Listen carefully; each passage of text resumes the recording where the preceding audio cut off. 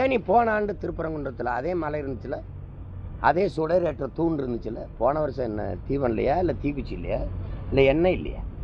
2 மாதத்தில் தேர்தல் வருதுன்னா உனக்கு சேட்டை. மக்களை பற்றி சிந்தி. எத்தனை வீடுகள் நீ சொல்ற சோக்கால்டு இந்து எத்தனை வீட்டில் விளக்கறியாமல் இருக்குது, பசி பட்டினி வறுமையில்.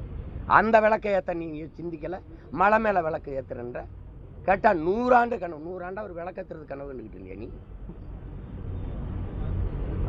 ஒரே ஒரு கேள்வி கேட்குறேன் இந்த பெருமக்கள்கிட்ட, முருகன் சிவன் இந்து கடவுளா? யார் என்னோட தர்க்கத்தில் நீ ஜெயிக்க போறது சொல்லுங்க. முருகனும் சிவனும் மாயவனும் இந்துவா? உங்க பெருமாளே சொல்லுவோம். உங்க கிருஷ்ணரை இந்துவா? இந்துவா சொல்லு. நீ கடவுளை மதம் மாற்றி வச்சுக்கிட்ட. முருகன் இந்துவா? அது முருகனுக்கு தெரியுமா? யாராவது சொல்லுங்க. முருகன் இந்து கடவுளா சைவ கடவுளா? திடீர்னு தேர்தல் வரும்போது எல்லாருக்கும் உங்களுக்கு பாசம் வருது முருகன் மேல.